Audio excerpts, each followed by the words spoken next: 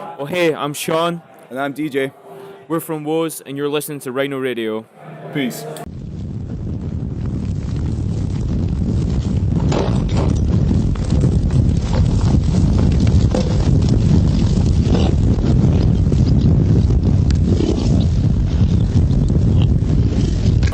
So I have the honor, the late honor. Okay. Thank you for waiting, Woes. Oh, dude, it's our pleasure, man. It's actually our honor to be interviewed by you, so there you go. Thank you very much. And you can already see my questions, so it's going to be even easier. Yeah, all right, yeah, good spoiler. questions. Hashtag This one's really good. spoilers, yeah. This one's really good.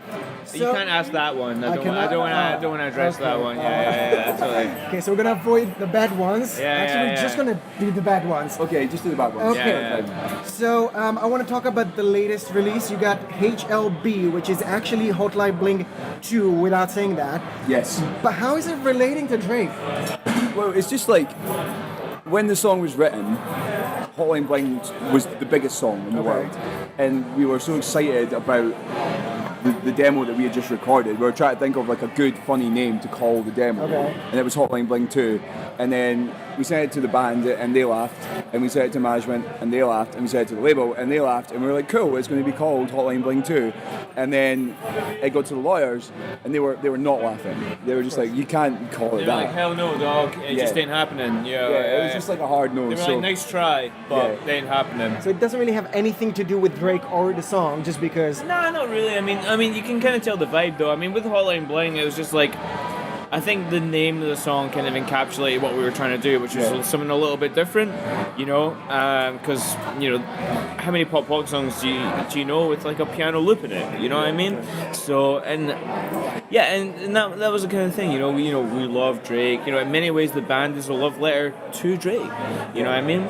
So that was the kind of vibe. I mean, we just felt it. We were just feeling the good vibes. So if Drake is watching this right now, is there anything you want to say to him? I just want to say that I can't wait for your next record, dude. I love you. Yeah, keep killing it. That's all I want to say. Hey man, I love you. Is there going to be a collaboration, Drake and Woes? One day. Yeah, one day, yeah. Well, it's inevitable. It's inevitable. Our star will rise, his will fall. Just somewhere in the middle, okay? Yeah. But it hasn't crashed your set yet. No, not yet. Yeah. But like I said, time will tell. You know what I mean? Okay, and the EP Self-Help? Yep. Okay, why is it called Self-Help? Is it some sort of a we're the only ones we have, or is it this is what we need to do? Is it the problem or the way? I think neither, in my opinion, but DJ will tell you more. Yeah, the name kind of comes from we recorded a lot of it ourselves. The songs, obviously, any good song is kind of spiritual catharsis of some kind of thing that you felt in your life really strongly about, and it just kind of made sense of like this was us helping ourselves. We were taking the opportunity that we've been given, the platform that we've been given, and making the most of it, and it just made sense. Yeah, it just made sense. Yeah, and and ultimately it's just quite short and catchy. Self-help. You know what I mean? It's just a good name, full stop. So is it not about whether you're the only one you have to help, or is it we need to help ourselves, or it's not something deeper in this? It's just you were there for you. Yeah. It's just like it's not like a kind of we're the only ones out here. We're the only ones who kind of root for us. Blah blah blah blah blah. It was just literally it's very writing a record and recording yourself. Let me tell you, it's a very difficult and cathartic process. You learn a lot about yourself. Like me and DJ went through some real stress, right? Yeah. Because you start off right at 1 minute it's just EP number 2, right? Because EP number 1 did great beyond our wildest expectations, right? So EP number 2 we're just like, we'll just do the follow up, great. But then we got into the Neck Deep tour and we're like, okay, well we got to make this really good because this is a wonderful opportunity for us. Then we got signed. Then it's like, oh fuck, like, now it's like a big thing, And it's just like we took on so much pressure and so much stress, and like we really, really, really learned a lot in that process, And it was really all recorded, in mainly Sean's bedroom.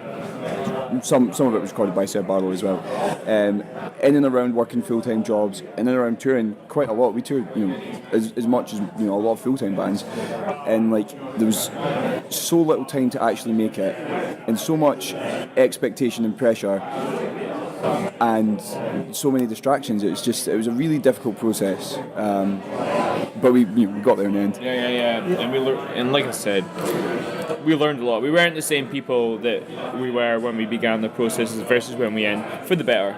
Okay, but with all the issues, with all the difficulties, you still have a lot of merch saying "Good vibes save lives." Yeah, change lives. Change lives, Yeah. even better. Yeah. Yet, it's also run by skeletons. Yep. Yeah. So, good vibes, dead vibes, skeletons. Yeah. Connect the dots for me, please. Woes, obviously it's a Drake reference, but it's kind of like, it sounds like a miserable name. It sounds like a hardcore band. We sound like a hardcore band. Yeah, it sounds like a hardcore band. It's a good point. So some of our merch is kind of like that aesthetic, but lyrically, we have always tried to be something at least somewhat aspirational, and we would never kind of write a supremely negative song about a situation or a person and not then turn the lens onto us and examine ourselves along with that. And that lyric just came out of wanting to write something really positive, and that the songs in that EP are at some parts quite negative, and it was just a lot of it's very negative. Very a lot of it's very negative. Like I said, it's a cathartic process. You put a lot of yourself into it. You work out a lot of things, And it just felt at that moment in that song on that EP, it was the right time to kind of shed that negativity and just be really positive, and it came from that feeling rather than a specific like, we want to do this, or we want to put this on a t-shirt. It was like I said, it was born of a feeling rather than anything else. It's how DJ wrote the lyric, but when he wrote the lyric, we were actually I remember the time, right? We had a gap, right? It was right at the end of winter summer. We had a gap, and he went away for 10 minutes. He came back, he spat fire in the booth, and I was just like, damn. But I remember just thinking to myself, I was like, it was so indicative of how we were feeling at the time. We were like recording, we're having a great time. We worked through a lot of stuff. We recorded the EP in a cold, miserable like cottage in Wales in like March or something like that. But that lyric made so much sense at the time, man. It made so much sense. That's exactly how we were feeling. The good vibes at the time, because we just love making music and working stuff out. Okay, and what about sharing all those feelings, either the good ones or the bad ones, in the new era? What's the best way to find friends and partners? Is it online or face to face? Well, I think there's a time and place for both, if I'm being quite honest. I actually think that the rise in depression is very, very linked to the fact that a lack of not necessarily one-to-one, but face-to-face social interaction, right? And that's not fault of anyone apart from that's just society, right? Because you can only move with society, right? You know what I mean? So everyone starts talking on their phone, right? But let me tell you, I think this might actually be a biological thing, right? Where you just get more happiness by having actual face-to-face contact, right? I'm guessing some would disagree. You think some people would disagree with? Yeah, I think some people like the mediation.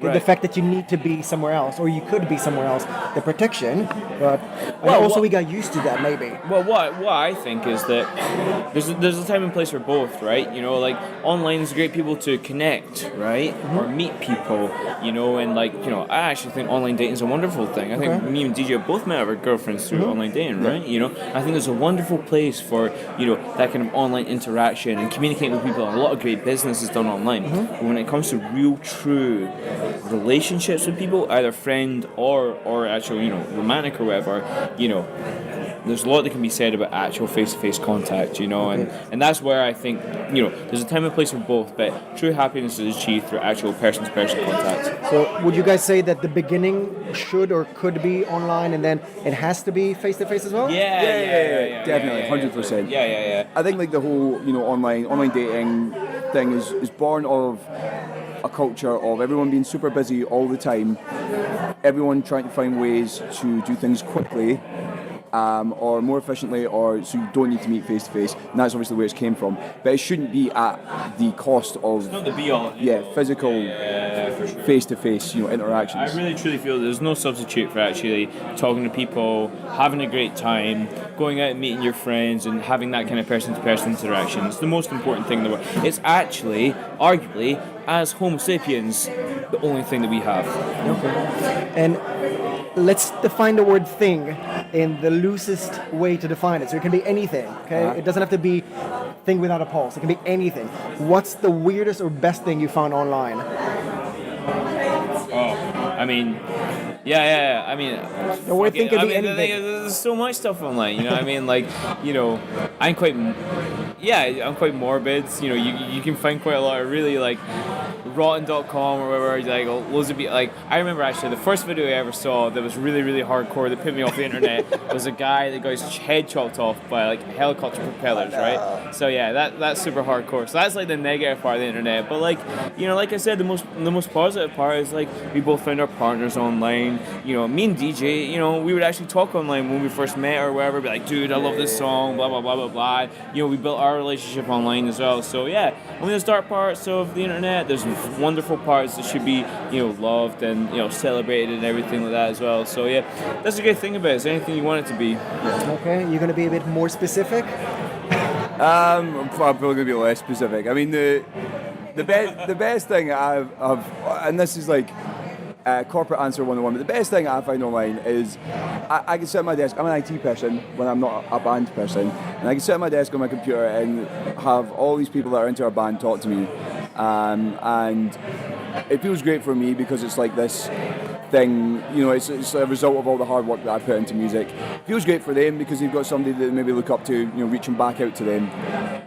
So that going back to the internet relationship question, I think that's one of the best things that's happened in the last 5-10 years, is people being able to reach out and touch their idols, which was not possible in, you know, 70s, 80s, 90s. It was, you know, it was a huge divide.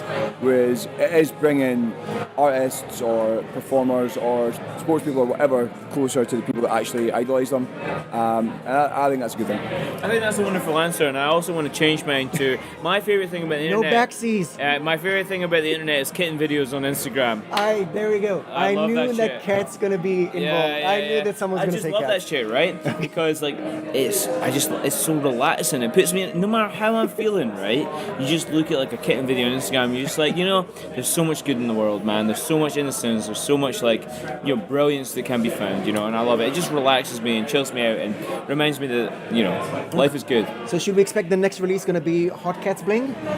It's going to be cat related. Yeah, It has to be. yeah, for sure. Yeah. Or dog related. You know, DJ's a dog guy. I'm a cat guy. We'll probably have a fight about it and come to some sort of mutual agreement. You know, One cat, one dog. a classic dog versus cats. You know, kind of thing. Obviously. You know what I mean? Okay, Woes, anything else you want to add to fans and listeners out there?